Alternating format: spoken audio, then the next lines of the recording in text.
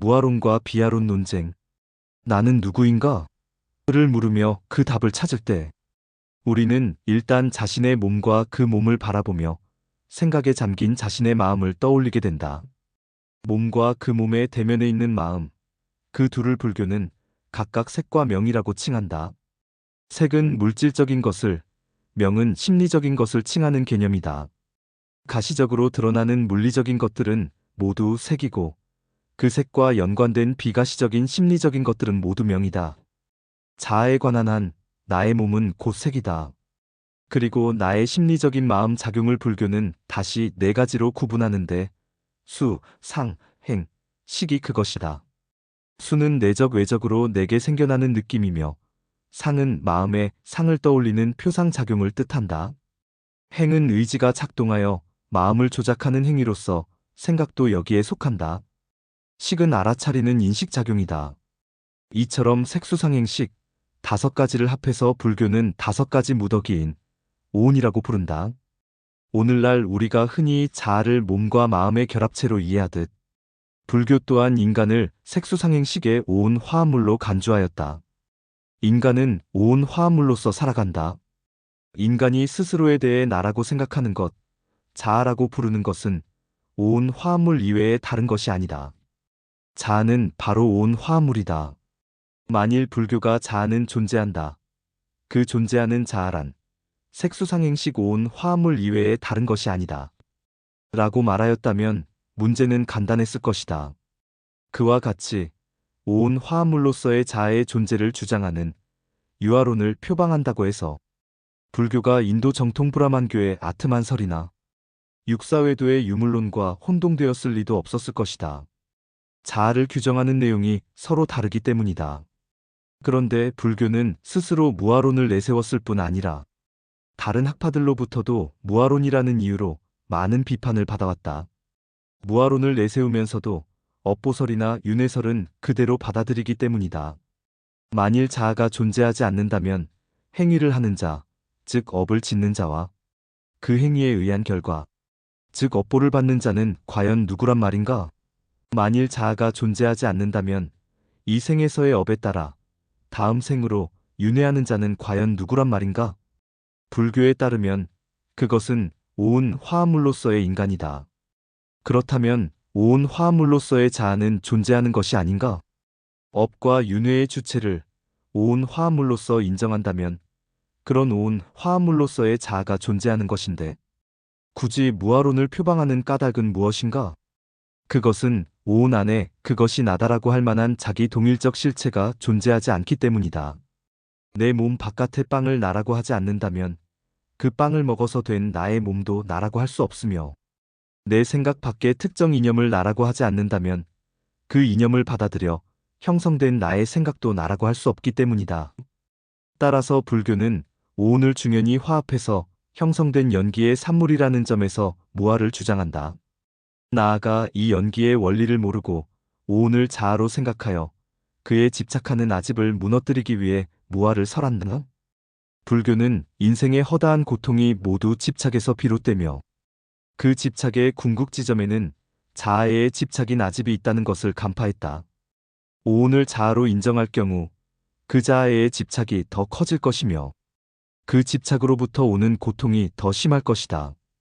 따라서 고통으로부터의 해방을 추구하는 불교는 자아에 집착하고 애탐하는 마음을 끊어 해탈에 이르게 하기 위해 무아를 설한다.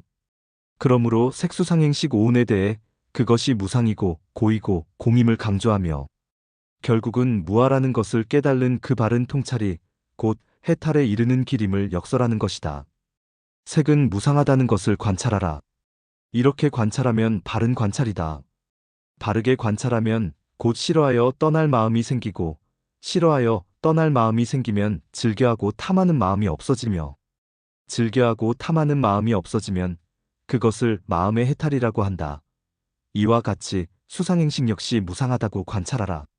무상하다고 관찰하는 것과 같이 그것들은 고요, 공이요, 나가 아니라는 것을 관찰하는 것도 역시 그와 같다. 누군가 산길을 가다가 뱀을 보고 놀라 달아나려 한다고 하자. 함께 가던 사람이 자세히 보니 그것이 두려워할 만한 뱀이 아니고 단지 뱀같이 보이는 노끈이라면 그는 두려워하는 자에게 말할 것이다. 여기에 뱀은 없다. 단지 뱀같이 보이는 노끈이 있을 뿐이다. 네가 뱀이라고 생각한 것은 노끈일 뿐이다.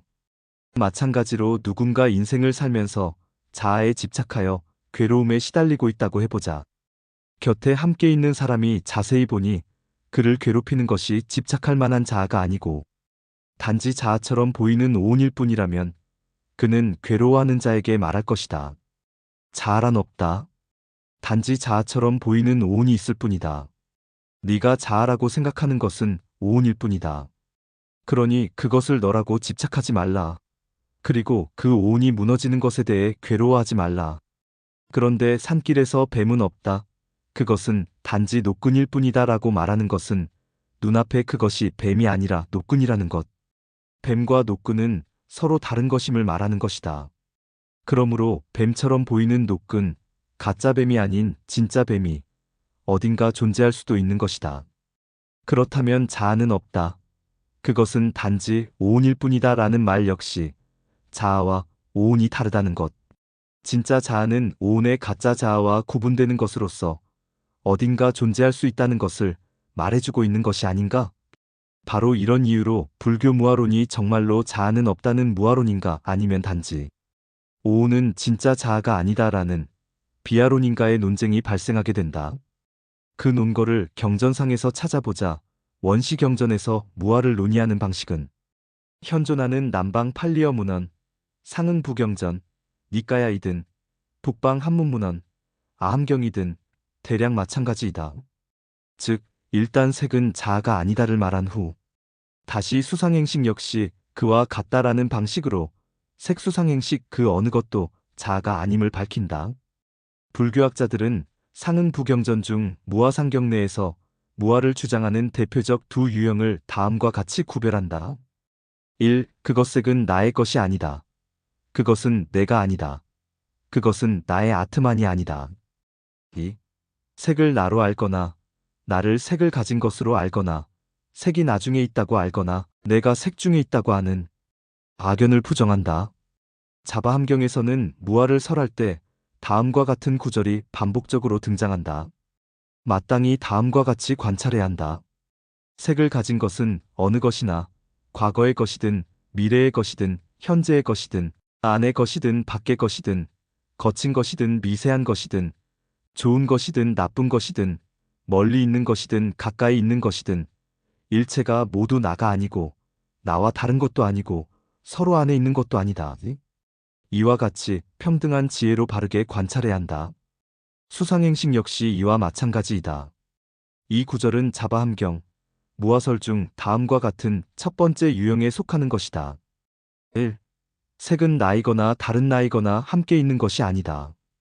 그런데 이 유형의 의미는 이것의 변형 내지 좀 더 친절한 설명으로 보이는 다음과 같은 두 번째 유형을 통해 더 잘 알아볼 수 있는데 이는 결국 상응 부경전 중에 두 번째 유형과 상통하는 것이다.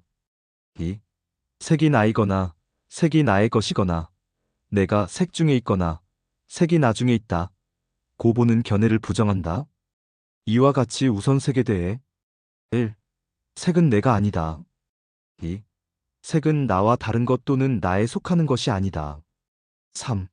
나는 색 안에 있는 것이 아니다. 4. 색은 내 안에 있는 것이 아니다.